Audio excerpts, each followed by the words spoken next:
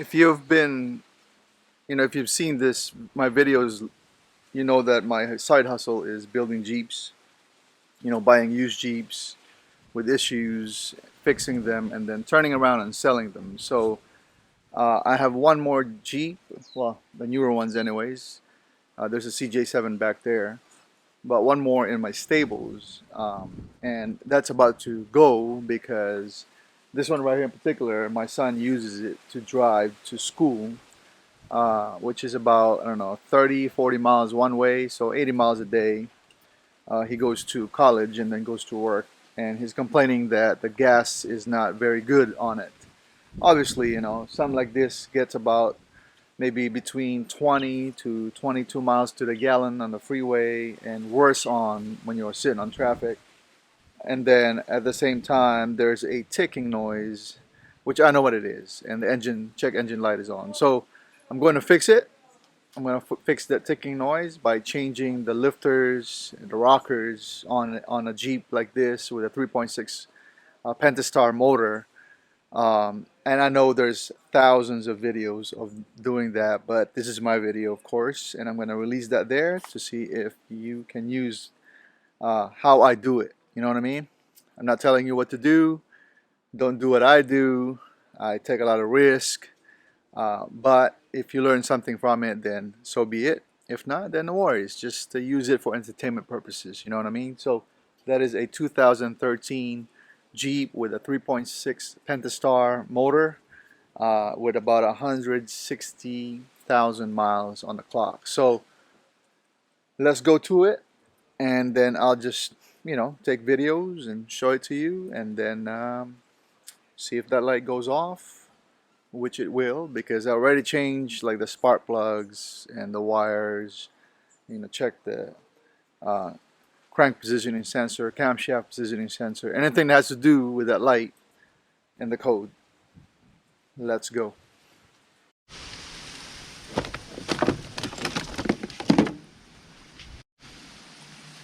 Just going over the order of business here. I removed the battery, this whole tray going to come off. Fuse box, intake, upper intake, plenum is going to have to come off because it's easier for me to get to the driver's side valve covers with this off. And then, of course, it's easier to get to the passenger side valve cover with this off. Remember, I've done this before. I replaced the upper lower intake gaskets before, so I kind of know what I'm doing. I also replaced the valve cover gaskets before, so pretty easy. Also, if you've been watching some of my videos lately, you know we bought a 1987 Volkswagen Vanagon and loved that vehicle so much. We loved the vehicle so much that we decided to look around for an older bus. And, I'm going to tell you here, so it's not a surprise. I'm going to make a video of it. We're picking up a 1974 bus. I don't know what condition it is. I've only seen it on FaceTime, but it's on another island, so come join me in the adventure. First thing I'm going to do here is get the codes so that we know what we're fixing. I'm not going to delete it, but the battery will be disconnected and I'll probably reset the ECU.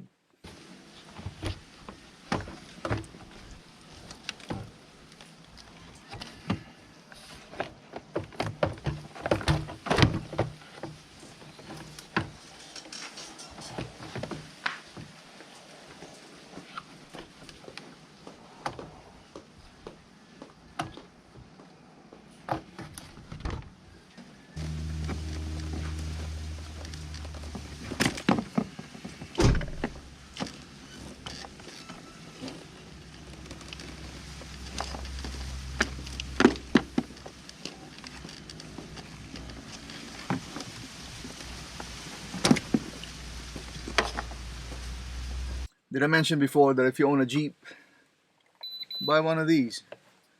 It's in our fingertips. You don't necessarily know how to, well, the first thing that needs to happen is that what's the ECU telling you, right? because if the check engine light is on, there's a code in there that we need to read. So here are the codes. There's 8 stored in the system because I haven't deleted it for a while. Multiple cylinder misfire, cylinder number 1 misfire, number 3, multiple cylinder misfire, P03, around P0300, 304, 302. So the P0300, 302, 304, 301, all of those has something to do with the misfire. And normally when you troubleshoot, you got to check out, fuel delivery, ignition. With the Jeeps, with a 3.6, it is common to for those lifters and rockers to go bad, and hopefully the camshafts are in good condition, the bearings anyways, but we'll see when I take it off. But I do have the part that I need to replace it, and then we will replace it, and then we'll go back in here to see if the light goes out.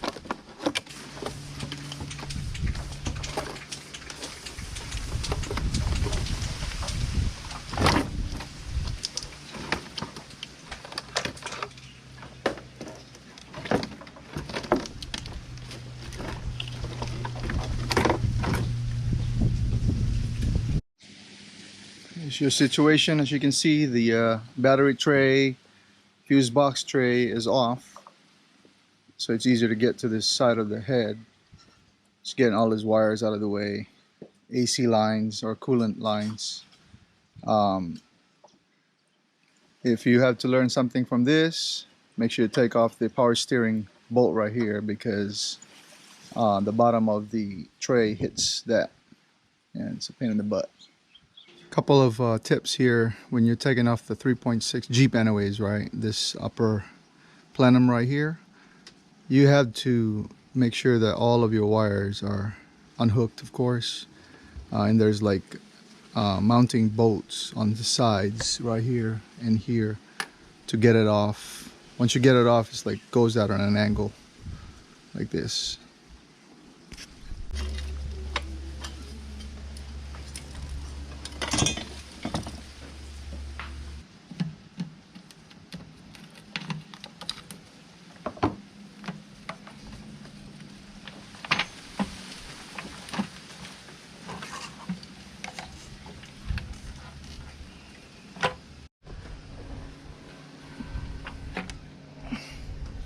Okay, out of the factory what?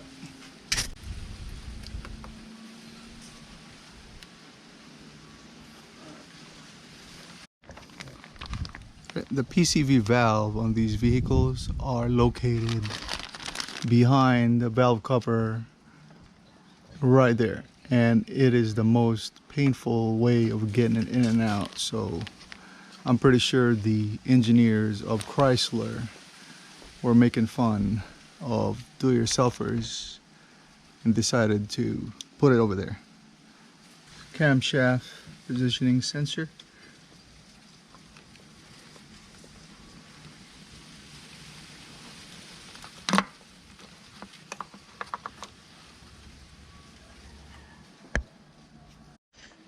There is also a camshaft positioning sensor over there.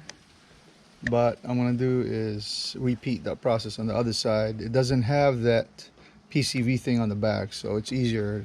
That's why I'm doing this side first, because it's harder. Taking off the coils, and then the valve cover should come off.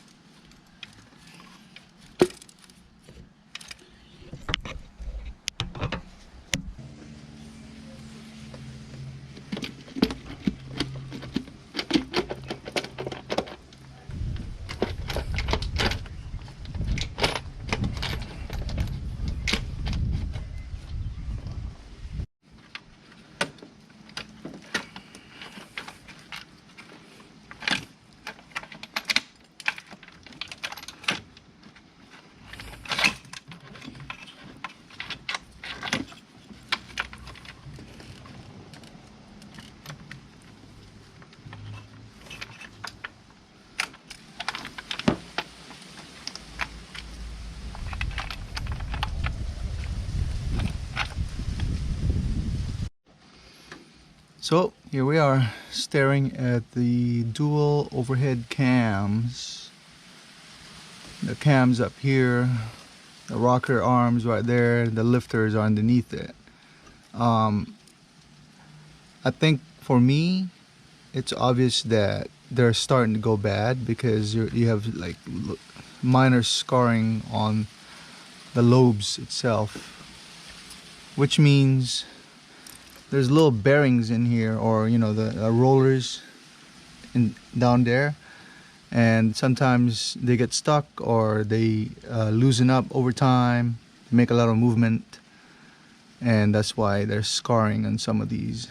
I'm gonna have to measure it tomorrow, take it off, and then figure it out how to, you know, if it needs to be replaced or not, or just the actual rocker and lifters needs to be replaced. But that's where it's at. I guess no matter how many times you do it, you still forget things. Anyways, this little bracket right here needs to be loosened up, because it doesn't allow you to pull straight up. So now that it's off, it should come right off. And there you go.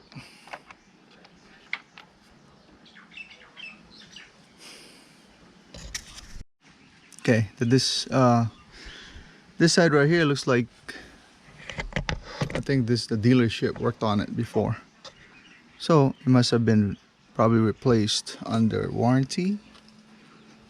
I don't know, because I'm not the original owner, but there's also wear and tear on the cam lobes, so I guess we'll find out. But I'm already here, so I'm going to replace it tomorrow, and then we will see if that fixes the problem. It definitely should, based on what I've done to this motor so far. So different day, working on this 2013 Jeep JK with a 3.6 liter Pentastar motor. Again guys, you know, what I do is I just share my videos in hopes that it'll help you somehow. I'm not telling you what to do. I am not a certified mechanic. My background is that I've worked in a lot of Jeeps, JKs, 3.6, 3.8, I would say more than 10 on the engine alone. And then, you know, kind of fixing these bugs and issues with sensors, lights, and all of this crap going on with it. The earlier models of the 3.6, I think 2012, 2013, is plagued with this check engine light, code P0300, 301, 302, whatever it is, called a multiple misfire. And there's like a whole laundry list of things that you need to do first before you end up um, going inside the motor and changing the rocker arms, hydraulic lifters, and things like that. The reason being is that it's not an easy job, of course, and if you take it to a mechanic, it's going to cost you some money. And sometimes the mechanic will just tell you that replace the heads. Was there a recall on it? Probably not. There's a TSB, technical service bulletin, about the 3.6 and its ticks and things like that, and recommends fixes. Anyways, I've done all of the precursor to finding out why it's having a multiple misfire, including changing the plugs, wires, oil. I don't know. It's just so many things that I did with this motor already. And the last thing that I need to do is go in there and check the rockers and the hydraulic lifters. Now, I have a new one here. Obviously, the difference is that this is brand new and well made. And I've checked a couple over there and it's already moving, meaning this little bearing right here had collapsed already on a few of them. And of course, I don't know if the hydraulic lifter had collapsed as well. So all I can do is go in there, replace, and some will replace what's broken, but I will replace all of them.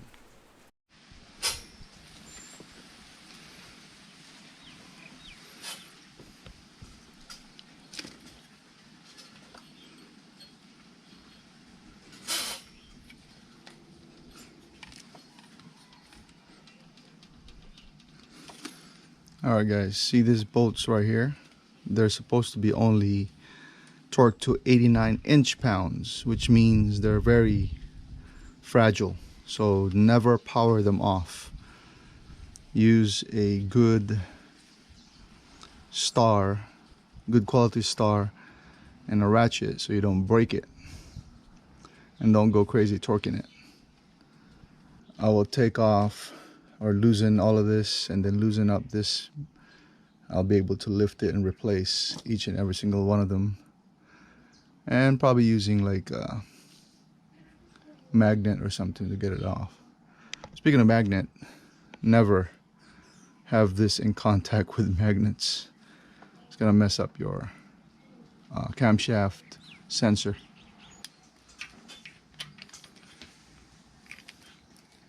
Even pressure, guys, and slow does it. See that?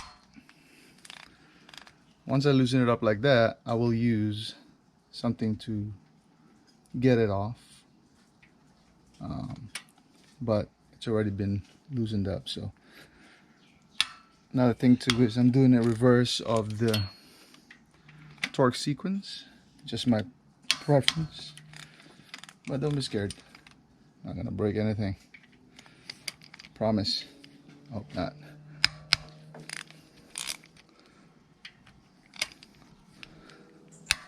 Okay, repeat all the way.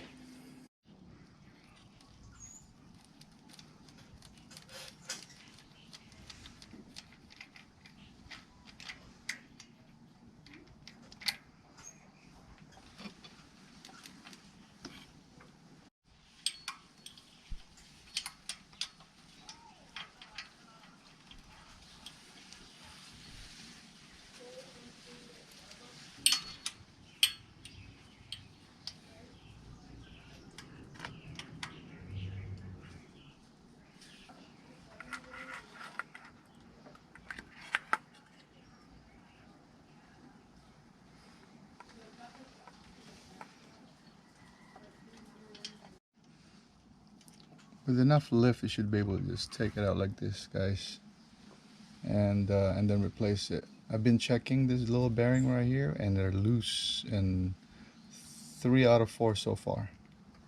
So that's not good. And then this hydraulic lifters are pretty easy. Just pop out, pop a new back one in there. Repeat that for the rest of it. I'm gonna have to lift off a little bit more for this ones, But after that, I will torque it back in place and then go to this one and then repeat on the other side. Alright guys, check this out.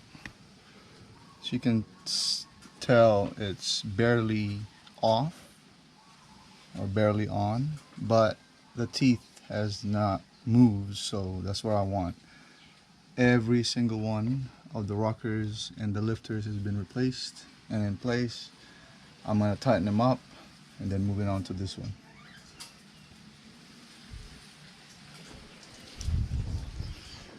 Here's the used ones. As you can tell, I don't know if you can tell that, but it's moving side to side. The bearing, some of them are moving side to side. So that's what's causing a tick and a misfire, because sometimes it jumps off. That's no good. I would highly suggest that you loosen up top and bottom, but do not take it off completely, just enough for it to lift off, and it'll give it a little bit of slack. See, right now it's tight because it's back to where it's supposed to be. I made marks so that I know where they are after I'm done, and nothing moved. Also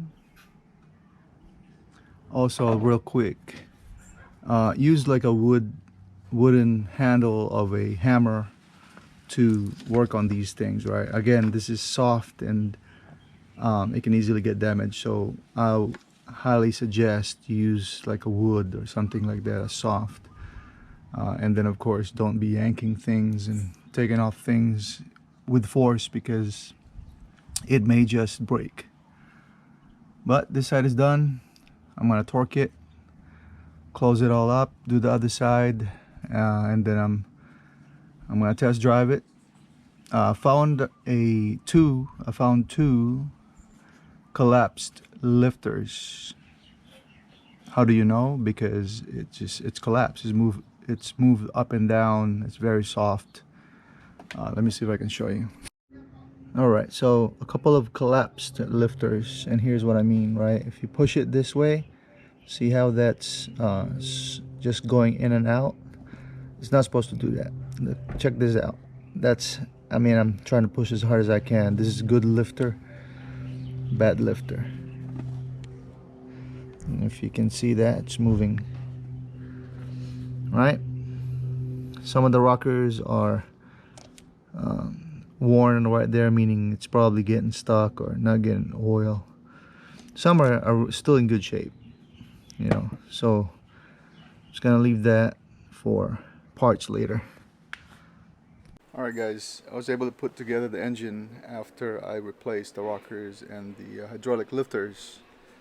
So wanted to try them out, start it, put the battery in, and then it has this dreaded long crank, and doesn't start. So kind of bummed, because I thought that I put the timing was off, but that's not the case. I was very careful about not letting the timing go off. Plus it's easy, right? In my opinion anyways, from the way I do it. So that's not the case. Looking around, the M19 fuse pops every time I put it on position, no crank yet, and that's why it's not. It's the M19 fuse is the ASD fuse, anti or automatic shutdown something. Anyways, plugged it in, got a code of P0688, which is the ASD. So the only thing I can think of is that maybe one of the wires is grounded somewhere. That's why it's popping a fuse. So I'm gonna take apart the engine again, at least the intake and the battery tray off, so I can trace down the wire that's grounding, fix that, and then I'm able to start it. So love the Jeeps with their codes and electronics, but it is what it is. All right, thank goodness it didn't take long for me to find it. There is a pinched wire. It's brown and white, which is the ASD wire.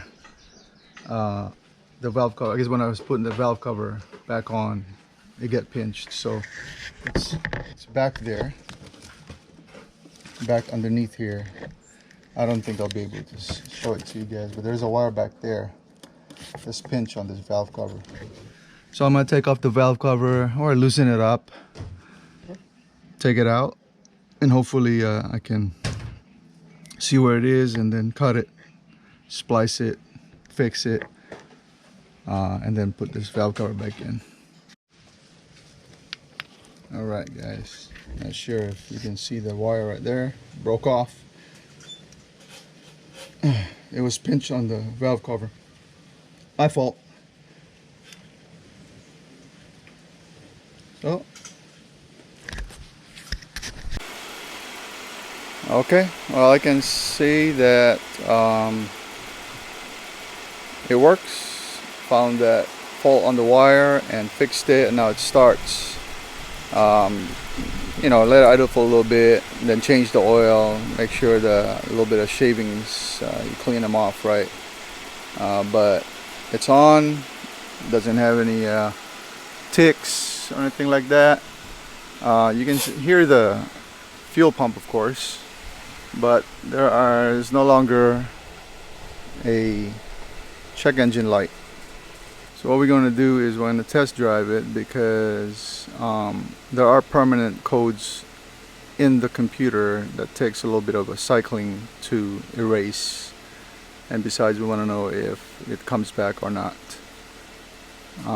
For now, the light is off, and we will see when we test drive.